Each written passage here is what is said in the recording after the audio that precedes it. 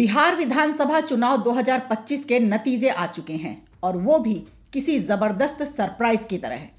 NDA को मिली bumper जीत ने सभी राजनीतिक विश्लेषकों को चौंका दिया है।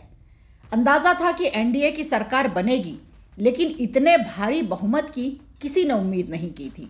तो आज के इस वीडियो में हम बात करेंगे आखिर कौन से कारण थे जिसने इस चुनाव को एक तरफा बना दिया और कैसे एनडीए की रणनीति के साथ साथ विपक्ष की गलतियों ने भी इस जीत को और बड़ा बना दिया।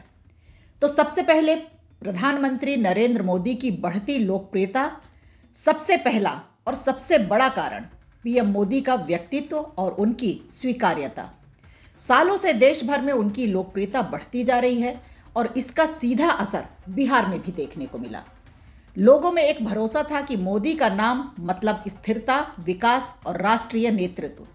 और अब तो ये चर्चा भी है कि इस जीत के बाद 2026 के बंगाल चुनाव में भी बीजेपी के लिए राह और आसान हो सकती है। दूसरा, अमित शाह की रणनीति और चाणक्य नीति दूसरा बड़ा कारण। गृह मंत्री अमित शाह की चुनावी रणनीति, कहा जाता है कि ये चुनावी बिसात के असली चाणक्य हैं और इस बार भी उनकी सोशल इंजीनियरिंग, बूथ प्रबंधन और सीट दर सीट कैंपेन ने कमाल कर दिया। अब आती है बात हिंदू एकजुटता की। दरअसल योगी आदित्यनाथ की लोकप्रियता और इनकी छवि ने इस बार भाजपा के स्ट्राइक रेट में काफी ज्यादा मदद की। पूरे उत्तर भारत में उनकी लोकप्रियता लगातार बढ़ रही है और बिहार के कई वोटरों में ये भावना दिखी कि हमें भी एक योगी जैसा सीएम मिले और इसने ही एनडीए को बड़ा मनोवैज्ञानिक फायदा दिया। इसके अलावा सबसे अहम, नीतीश कुमार पर परंपरागत भरोसा। अब भले ही नीतीश कुमार ने कई बार गठबंधन बदले हों, लेकिन एक बात आज भी सच है कि बिहार का एक बड़ा वर्ग उनकी प्रशासनिक शैली और अनुभव पर भरोसा करता है। ये भरोसा भी एनडीए की जीत में अहम रहा। यानी कुल मिलाकर कहा जाए तो एनडीए गठबंधन ने इस चुनाव में सभी समीकरणों को एकदम फिट बैठाया, जिसकी वजह से बम्पर जीत मिली। इसके अलावा ऐसा देखा गया है कि एनडीए गठबंधन जब भी चुनाव लड़ता है तो पूरा संगठन एक हो जाता है, एक मिशन की तरह चुनाव लड़ते हैं। लेकिन अगर विपक्ष की बात करें तो विपक्ष का पूरा फोकस मोदी को हराने में होता है, ना कि मोदी की नीतियों को काउंटर करने में। खैर, अब विपक्ष की बात निकल ही रही है तो एक बार विपक्ष की गलतियों पर भी नजर डाल लेते हैं। कहते हैं कि पुराने कर्मों से मुक्ति पाना काफी ज्यादा मुश्किल होता है।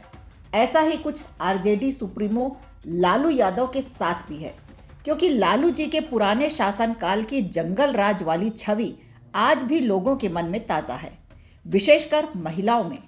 इस बार ये डर साफ दिखा कि कहीं फिर वही हालात न लौट आएं। इससे एनडीए को फायदा मिला। दूसरा, विपक्ष के मुख्यमंत्री पद के चेहरे तेजस्वी यादव की शिक्षा पर खूब बातें हुई।